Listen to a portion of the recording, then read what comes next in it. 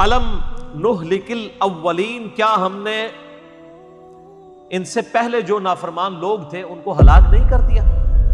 ثم نتبعہم الآخرین، پھر ہم نے ان کے پیچھے پیچھے بھیج دیے بعد میں آنے والے۔ کذالک نفعل بالمجرمین، ہم مجرموں کے ساتھ ایسا ہی سلوک کیا کرتے ہیں۔ ویل یومئذ للمکذبین، تباہی اور بربادی ہے ان لوگوں کے لیے جو جھٹلانے والے ہیں، قیامت والے دن ان کے لیے تباہی۔ اچھا، صحیح احادیث کے اندر یہ بھی ملتا ہے کہ یہ جو ویل ہے نا، یہ ایک جہنم کی وادی کا نام بھی ہے۔ تو اس کانٹیکسٹ میں پھر اس کا ترجمہ بنے گا کہ اس دن وہ جہنم کی گھاٹی ان کا مقدر ہوگی جھٹلانے والوں کے لیے۔ اور حدیث کے الفاظ ہیں کہ یہ گھاٹی ایسی ہے جس کی سختی سے خود جہنم بھی پناہ مانگتی ہے۔ اللہم اجرنا من النار، اللہم اجرنا من النار، اللہم اجرنا من النار، آمین۔ اللہ تعالیٰ ہمارا ہے کہ ہم نے کیا کفار مکہ سے پہلے پیغمبروں کا انکار کرنے والے تباہ و برباد نہیں کیے؟ اور کفار مکہ جو ہے نا، وہ اپنی تجارت کے دوران جب شام کی طرف سفر کرتے تھے تو ان بستیوں کے کھنڈرات سے گزرا کرتے تھے۔ قوم عاد اور قوم سمود کی جو بستیاں اللہ نے تباہ و برباد کر دی۔ ابھی بھی آپ اگر یوٹیوب پہ چلے جائیں، قرآن حکیم کے تاریخی مقامات، انڈیا کے 2 پروفیسرز ہیں، انہوں نے فزیکلی وہ ویڈیوز میں ساری جگہ فلمائی ہیں جہاں پہ قوم عاد اور قوم سمود آباد تھی۔ ان کے گھر بھی آج بڑے بڑے، جس طرح وہ پہاڑوں کو کاٹ کے ان میں بنایا کرتے تھے گھر، جو قرآن حکیم میں بھی سورہ ہود کے اندر ڈیٹیل کے ساتھ ذکر آتا ہے، وہ آج بھی اس طریقے سے گھر موجود ہیں، لیکن گھروں میں مکین نہیں ہے، سب تباہ و برباد کر دیا۔ ایون ان کے ڈھانچے بھی دریافت ہوئے ہیں بڑے بڑے قدوں والے، جو قرآن حکیم میں آتا ہے نا کہ وہ جب ان کے اوپر 7 دن تک، 8 دن اور 7 راتوں تک مسلسل جب ان کے اوپر اللہ تعالیٰ نے تیز ہوائی جھکڑ بھیجا تو وہ اس طریقے سے مر گئے گویا کہ وہ کھجور کے تنے ہیں جو زمین کے اوپر پڑے، اتنے بڑے بڑے قد پر۔ ان کے ڈھانچے آپ گوگل میں جا کے سرچ کریں تو آپ کو مل جائیں گے۔ ایک عام آدمی ان کے پاس کھڑا ہو تو وہ لگتا ہے کہ بس ان کے کندھے کے پاس اتنا سا بندہ ہی کھڑا ہوا ہے، اتنے بڑے بڑے ان کے قد تھے، تباہ و برباد کر دیا۔ تو اللہ تعالیٰ نے فرمایا کہ کیا ہم نے اگلوں کو برباد نہیں کیا اور پھر ہم نے اس کی جگہ نئی پھر نسل پیدا کر دی؟ اسی طریقے سے ہم مجرمین کے ساتھ کیا کرتے ہیں۔ اچھا، یہ عجیب معاملہ ہے، جب بھی اللہ تعالیٰ نے دنیا میں کسی پیغمبر کو مبعوث کیا ہے نا، تو ہمیشہ 2 پارٹیاں بنی ہیں، بڑی بڑی 2 پارٹیاں، ایک پیغمبروں کے ماننے والے، ایک نہ ماننے والے، کافر اور مسلم۔ منافقین کو بھی آپ کافروں میں ہی داخل کر لیں، کیونکہ وہ اوپر سے اسلام کا لبادہ اڑے ہوتے تھے، اندر سے تو اللہ کے حضور تو وہ کافر تھے۔ اللہ تعالیٰ کافروں کو تباہ و برباد فرماتا تھا اور اہل ایمان کو بچا لیتا تھا۔ نوح علیہ السلام کو اللہ تبارک و تعالیٰ نے 78 اپنے ان کے اصحاب کے سمیت بچا لیا، باقیوں کو تباہ و برباد کیا۔ پھر وقت جب گزرتا ہے تو وہ 78 تو اہل ایمان تھے، تو ایمان والے ہی رہنے چاہیے تھے، لیکن وقت گزرنے کے ساتھ ساتھ ان میں خرابیاں آنا شروع ہو جاتی تھیں۔ پھر قوم نوح ہی میں سے قوم عاد تھی، انہی کی اولاد میں سے، حالانکہ وہ تو سارے ایمان والے تھے، لیکن قوم عاد میں پھر اس طریقے سے مشرکانہ اوہام شروع ہو گئے۔ پھر اللہ تعالیٰ نے حضرت ہود علیہ السلام کو ان میں مبعوث کیا، انہوں نے دعوت و تبلیغ کا کام کیا، کچھ لوگوں نے ایمان قبول کر لیا، کچھ اپنی ضد اور ہٹ درمی پہ قائم رہے۔ پھر اللہ تبارک و تعالیٰ نے اہل ایمان کو بچا لیا، مخالفین کو تباہ و برباد کر دیا۔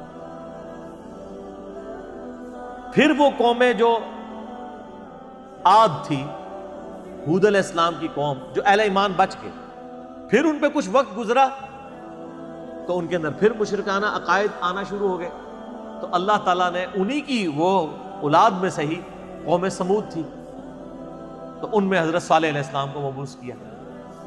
پھر صالح علیہ السلام کے ساتھ جو اہل ایمان تھے وہ بچا لیے گئے، مخالفین کو ہلاک کیا گیا۔ تو یہ سلسلہ بار بار چلتا رہا۔ تو اللہ تعالیٰ فرماتا ہے ہم اسی طریقے سے ہلاک کرتے آتے ہیں، پھر پیچھے اور لوگوں کو بھیجتے ہیں۔ اسی طریقے سے ہماری یہ سنت رہی ہے مجرمین کے ساتھ کہ ان کو تباہ و برباد کر دیا جاتا ہے۔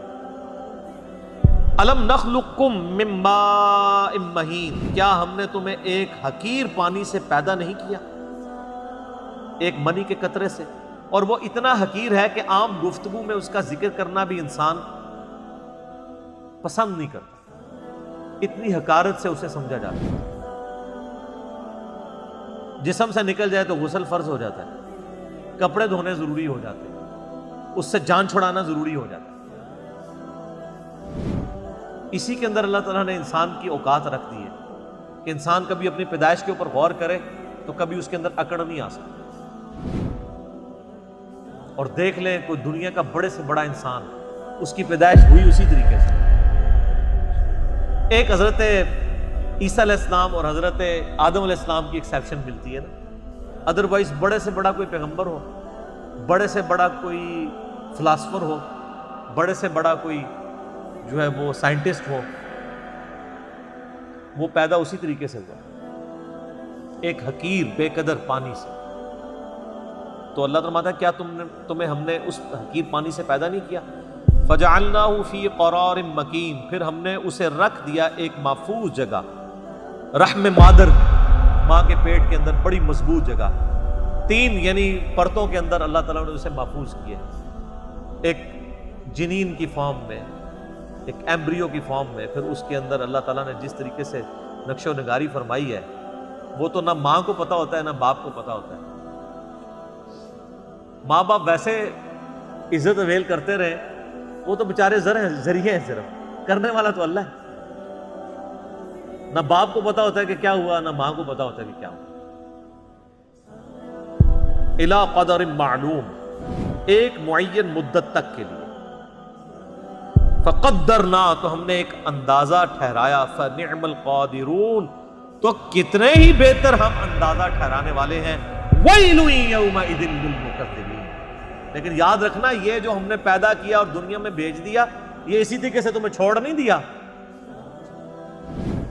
سیریس کریشن ہو تم اللہ کی، اس نے تمہیں کسی مقصد کے لیے پیدا کیا ہے، اور اس میں ہی قیامت مزمر ایسی جملے میں کہ ویل یومئذ للمکذبین۔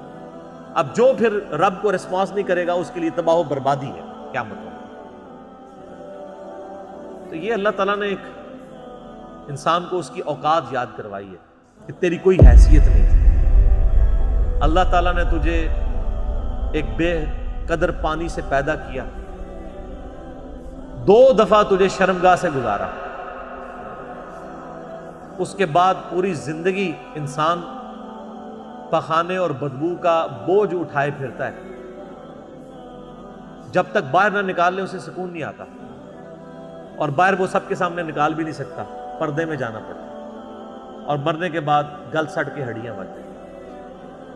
یہ اس کی پوری اوقات ہے۔ کئی ایک بزرگوں کے بارے میں یہ واقعہ آتا ہے، ایون عمر بن عبدالعزیز کے بارے میں بھی آتا ہے کہ وہ ایک دفعہ اکڑ کے چل رہے تھے خلیفہ بننے سے پہلے، بڑی شانہ زندگی تھی ان کی۔ تو طاؤس تابعی تھے رحمہ اللہ تعالی، جو ابن عباس کے شاگرد ہیں۔ تو انہوں نے عمر بن عبدالعزیز کو جب اکڑ کے چلتے ہوئے دیکھا نا، یہ امام غزالی نے بھی مکاشفۃ القلوب کے اندر نقل کیا ہے، تو انہوں نے عمر بن عبدالعزیز کو مخاطب کر کے کہا کہ ایسے شخص کو زمین پہ اکڑنے کی کوئی اختیار حاصل نہیں ہونا چاہیے، اس کی کوئی حیثیت نہیں کہ زمین میں اکڑ کے چلے، کہ جو ایک منی کے ناپاک قطرے سے پیدا ہوا ہے اور 2 دفعہ شرمگاہ سے گزارا گیا ہے اور اپنے پیٹ میں پخانے کا بوجھ اٹھائے پھرتا ہے، اور مرنے کے بعد گل سڑ کے ایک مردہ ہوگا۔ وہ دیکھ لینا فوراً بو پڑنا شروع ہو جاتی ہے تھوڑی سی لاش کو ڈلے کر۔ عمر بن عبدالعزیز نے جب یہ بات سنی تو فوراً عاجزی کے ساتھ چلنا شروع ہو گئے، اور ساتھ فرماتے جاتے تھے کہ طاؤس نے مجھے جو نصیحت کی ہے نا، میرے ایک ایک جوڑ کے اوپر اس نے ایسی ضرب لگائی ہے کہ میں نے اس ضرب کو محسوس کیا۔ لیکن یہ وہی ضرب محسوس کرتا ہے جس کے اندر وہ ایکسیپٹیبلٹی کا مادہ موجود ہو، ورنہ کوئی ڈھیٹ ہو نا، اس کے اوپر سے پورا قرآن بھی گزار دیں اسے کوئی فرق نہیں پڑتا۔ نصیحت والے کے لیے ایک جملہ بھی کافی ہوتا ہے۔ اسی طرح کا واقعہ حجاج ابن یوسف کے بارے میں بھی ملتا ہے کہ وہ بھی بڑا اکڑ کے چل رہا تھا، اور طاؤس تابعی گزر رہے تھے، تو پیچھے سے کسی نے اناؤنسمنٹ کی کہ ابھی راستہ چھوڑ دو، گورنر حجاز آ رہے ہیں۔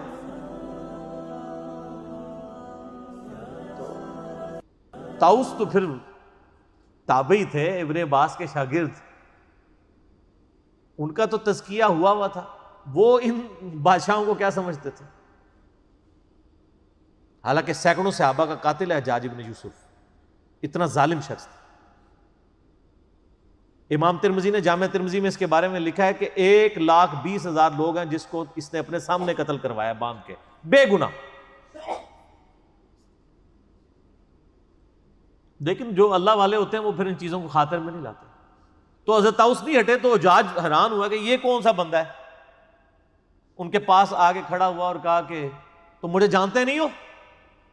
ان کا میں بڑی اچھی طریقے سے جانتا ہوں، تم ایک ناپاک قطرے کی پیدائش ہو، ایک دفعہ اپنے باپ کی شرمگاہ سے نکلے، دوسری دفعہ اپنی ماں کی شرمگاہ سے نکلے، اور تمہارے پیٹ میں اس وقت پخانے اور بدبو کو تم اٹھائے پھرتے ہو سب کے سامنے، سب کو پتا ہے، یہ وہ حقائق ہیں جس سے کوئی انکار نہیں کر سکتا، اور مرنے کے بعد تم گل سڑ کے ایک مردے کی فارم میں پڑے ہوگے، میں بڑے اچھے طریقے سے تمہیں جانتا ہوں۔ وہ یہ سمجھ رہے تھے کہ یہ کہے گا کہ تم جو آل امیہ کے جو اتنے بڑے گورنر ہو، انہوں نے کہا میں بڑے اچھے طریقے سے جانتا ہوں۔ تو جس طرح حضرت ابراہیم علیہ السلام کی گفتگو سن کے وہ بادشاہ جو ہے ششدر رہ گیا تھا نا، اسے کوئی بات ہی نہیں آئی تھی، حجاج ابن یوسف کی بھی زبان بند ہو گئی کہ اس طریقے سے بھی مجھے کوئی جواب دے سکتا ہے، اور وہ خاموش ہو کے وہاں سے چلا گیا۔ سر ان لوگوں کی تربیت قرآن سے ہوئی بھی تھی، یہ جو جملے بولا کرتے تھے نا وہ قرآن سے ہی بولا کرتے تھے نا، قرآن یہی تو بات کر رہا ہے۔ ہمیں واقعات یاد رہتے ہیں لیکن قرآن تو ہم نے پڑھنا نہیں ہوتا، قرآن یہی تو بات کر رہا ہے۔